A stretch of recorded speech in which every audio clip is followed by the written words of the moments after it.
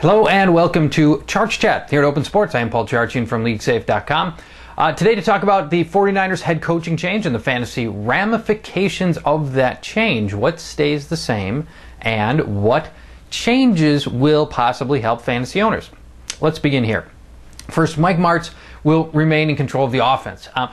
They bring in Mike Nolan out, obviously. Singletary comes in, and needless to say, Singletary has is your defensive mindset, right? And so you probably will see more changes come on the defensive side of the ball than the offensive side of the ball. Although Singletary had a fair amount of freedom to do what he wanted with the defense before anyway. But I still think there will be some changes. But let's first start with what parts will stay the same. Beginning with J.T. O'Sullivan. And Martz did wonders with O'Sullivan early in the season. His quarterback rating through the first three games, 80, 106, and then 123. Great numbers, right? Then defenses got tape on him, and defensive coordinators were able to analyze his game and isolate weaknesses. And over the next four games, his quarterback rating, 59, 56, 49, 69. So obviously way down, and the interception numbers way up. In fact, J.T. O'Sullivan, in leagues where you subtract for interceptions, O'Sullivan has actually gone negative in depending on your scoring system. So it's been a tough last month for O'Sullivan. I don't see that changing a lot. To some degree, J.T. O'Sullivan is J.T. O'Sullivan, and while Mike Martz is really good at milking strong performances out of unknown quarterbacks, I don't know that this one's going to change anytime soon. And part of the problem is the receiving core, which is just a bunch of dudes. Arnaz Battle and Isaac Bruce and Josh Morgan. I mean, nobody to really stand out there, and that's a concern as well. And I don't see a lot changing here. I think defenses have fundamentally got them figured out, and they're going to try to throw in some new wrinkles. But there's a reason J.T. O'Sullivan's on his seventh pro team, and I'm just not a believer that this changes a lot. Now,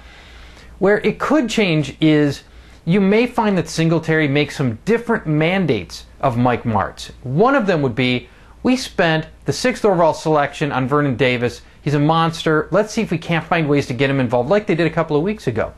While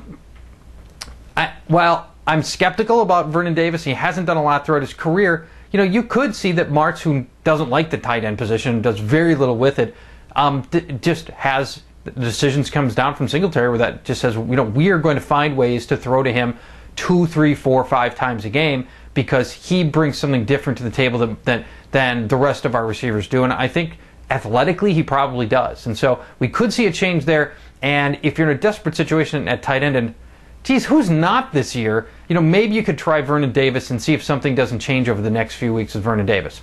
Then let's talk about Frank Gore as well. I mean, Gore, we all know that running backs tend to get de-emphasized in a Mike Martz offense, right? That was one of the reasons they kicked Martz out of Detroit, was they said we needed to go back to the running game and emphasize the running game more, which, by the way, they currently rank last in rush offense. I think actually second to last in rush offense. So it hasn't worked. But Martz has never been a guy to just, pound the ball a lot. We may see, again, Singletary exert his influence as offensive coordinator and say, you know what, I understand, Mike, that you don't believe in running a lot, but we're going to run a lot because Frank Gore is our best offensive weapon, and he is.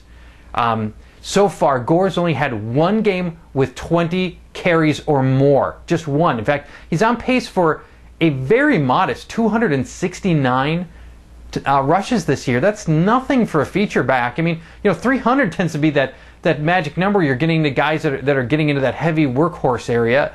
That's not a lot. And we also may find that they want to throw to him more often, and that they're going to find ways to get the ball in the hands of their best player, Frank Gore. I liked Gore before. He'd been playing well enough to earn every week fantasy starter status. I think that continues here, and we may even see an uptick as Singletary tries to put some of his own fingerprints on this offense. All right, so there you go. Everything you need to know from a fantasy perspective of the coaching change in San Francisco. Thanks for joining us here at Open Sports. So you think you can tackle a pro? There's only one way to find out. Click on fantasy at opensports.com.